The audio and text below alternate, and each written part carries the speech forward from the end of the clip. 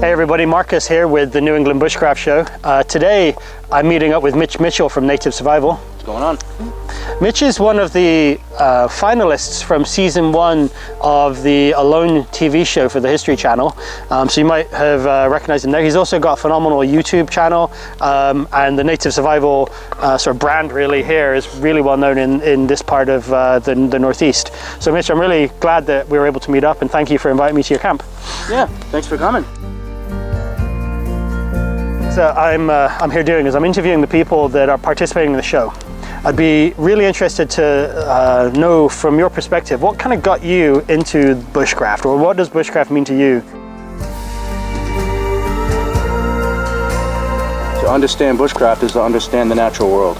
So I really can't imagine a better science other than bushcraft. Mm-hmm. Now, how did I get into bushcraft? I got into bushcraft because my grandfather still knew some of the old ways. Mm-hmm. The old ways that were handed down through my people's time, you know.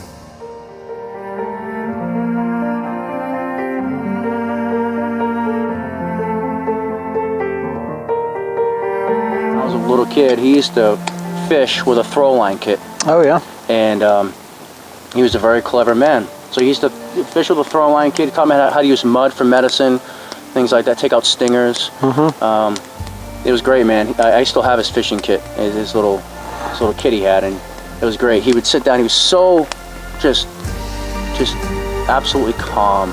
It was like he showed up like he was stalking when he showed up to the water line. He was not making noise. Yeah. It was like he would just, all of a sudden, it's like something came over him. He was quiet, sit down, set up his rig. He'd be in the water before me and my dad have our poles ready. We're still trying to get things together. He's already fishing. Yeah. You know, and he'd always have a joke, you know, like, you're never gonna catch a fish once you want, you know, lines in the water. And so he really instilled a lot just by watching him. You know, he had a little bell he tied off to his chair, and he'd just sit there and have a cup of coffee. And go ding, ling, ling, ling, when he starts getting a bite, because he's always fished the bottom, never used bobbers. That was like, you know, that was like circus to him. And so he'd look at me and he'd stop bringing in something crazy, you know, bass or eel. Like, his favorite thing was eels. But that's cool. They give great fights. So bushcraft was introduced to me when I was really small, and I didn't really realize it was bushcraft. We were just hanging out in the woods, you know, with my family. And when I got older, I realized that watching how they built fires, watching how they fished, was like kind of a thing. You know, people would like study that.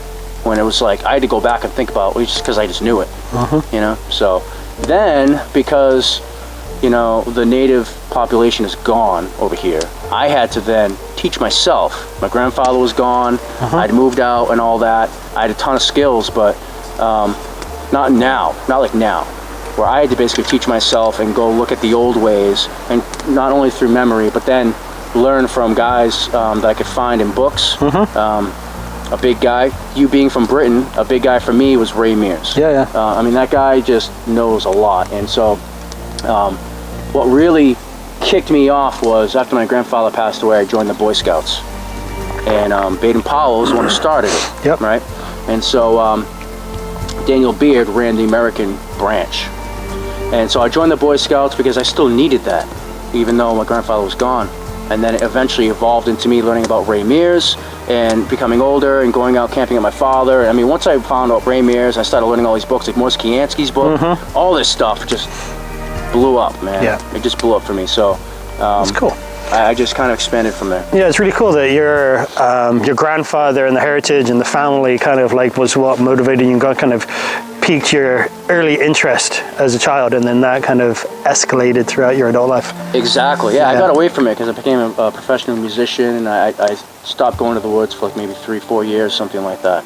Awesome. And then that's when I found Ray and Morris Kiansky and all these kind of people, and they reinvigorated. It gave me stuff that I needed. Like, man, like I wished like my grandfather wrote a book. You know what I mean? Yeah. And so I latched onto all this knowledge. Yeah. And you know, I've just kind of been going ever since. Cool.